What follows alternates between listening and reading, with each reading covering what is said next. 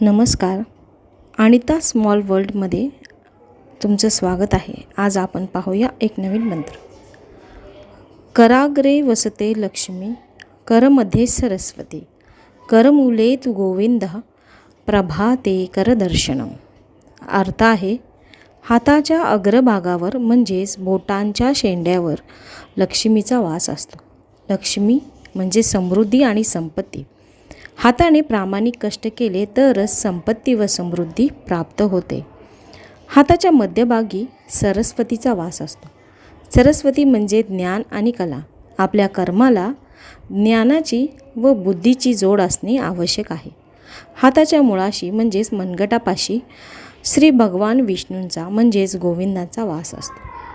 म्हणजेच आपल्या सर्व कर्मांना ईश्वराचे अधिष्ठान व शक्ती लाभलेली आहे. म्हणूनच सकाळी उठल्यावर आपण सर्वप्रथम आपल्या हातांचे दर्शन घेऊन हा मंत्र म्हणतो. मंत्र व त्याबद्दलची माहिती आवडली असल्यास लाईक, शेअर आणि सबस्क्राईब करा. धन्यवाद.